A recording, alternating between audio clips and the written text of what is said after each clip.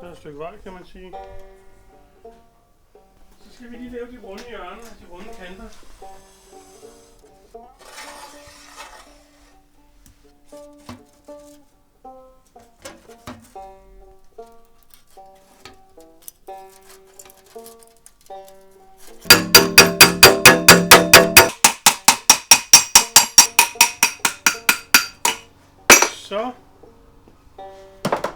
Så skal vi have lavet en streg nede i midten.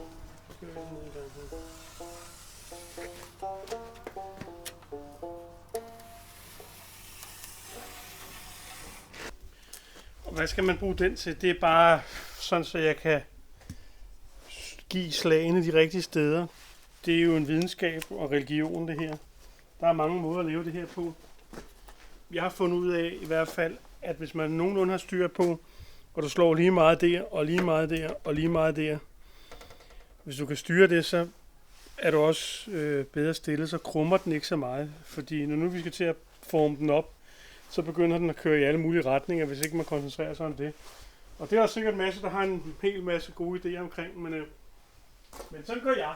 Man skal jo ende op i at få den der lidt flade, men alligevel runde kant. Så det gør vi nu. Og så er det bare hårdt arbejde.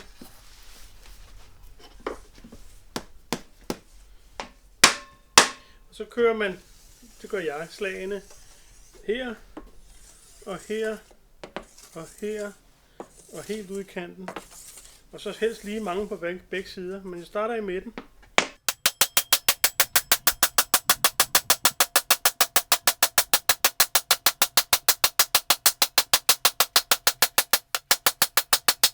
Og allerede nu kan man se, at der sker et eller andet. Så kører vi en gang til på midten.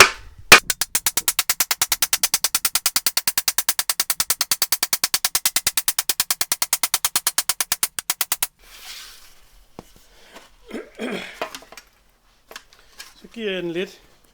Så tæller jeg nogenlunde slagene her. Giver den her.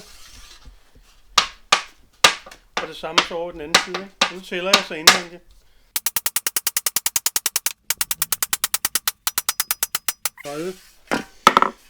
Så får den 39 over den anden side, samme sted.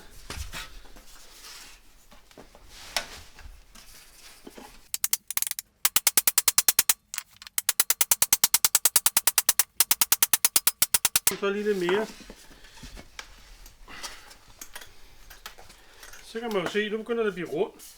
Men vi har jo meget mere facon, vi skal have lagt i den. Så giver jeg den imellem her.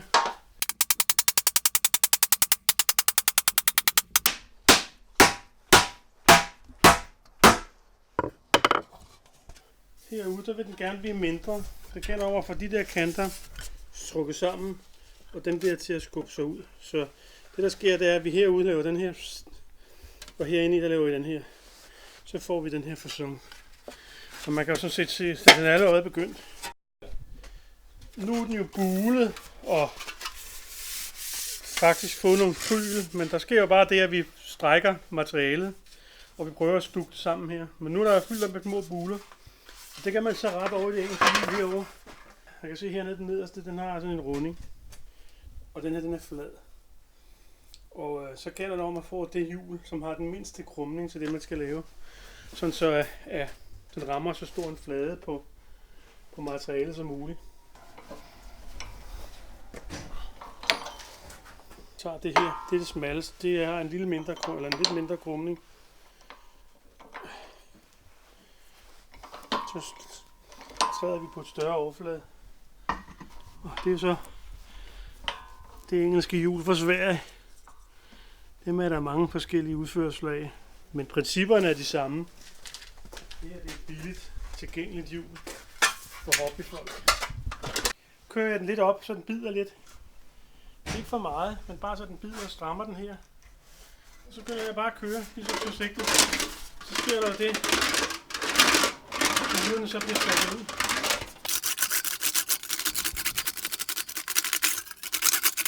De forsvinder lidt bulerne, men den skal have meget mere, så vi giver den bare lidt mere. Og strammer lidt på gulvrøs.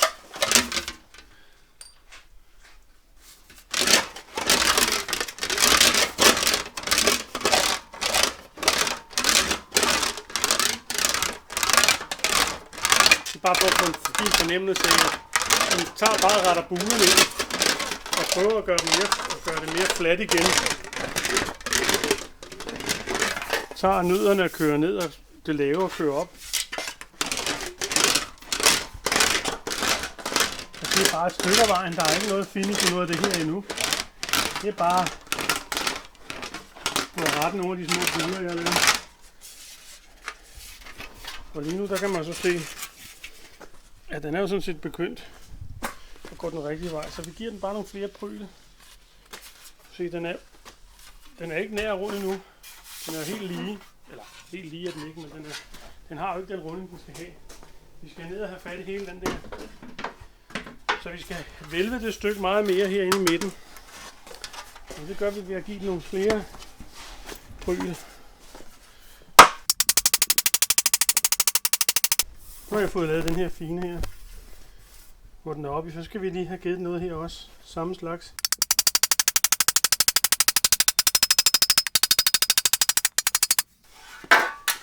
Så går vi på den anden side.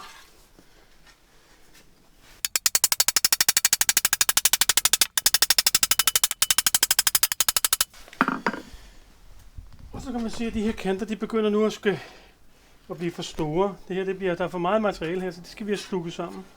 Det kan man bare gøre med hammeren. Det vi gør her.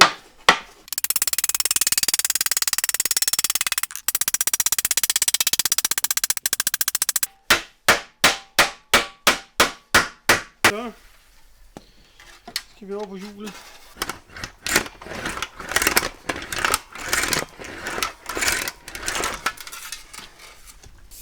Vanten begynder at blive vælvet og rettet de her buler. Det bliver simpelthen bare forarbejdet sammen. De lave kommer op, og de høje kommer ned, og så bliver det lidt, strukket. Man kan ligefrem høre det på hjulet, at den banker også. Den begynder at sige ingenting. Periferilængden, eller hvad man skal kalde den bliver virkelig meget mindre herinde. Og så bliver den virkelig meget større herude. Men det er den måde, man laver det rundt på.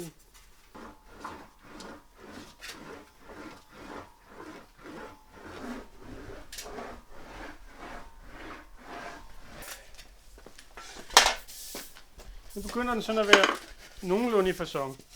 Nogenlunde rund, og nogenlunde, hvis man mærker, så kan man mærke, at der er lidt. Det tager vi bagefter. Så skal vi også have den der runding på. Der tager man sådan en lager og putter på. Så har vi lige den her saten her. Så kunne der være nogle hjul på, ikke? Så skal du lige have en forklaring på, hvad den her den gør. Det gør man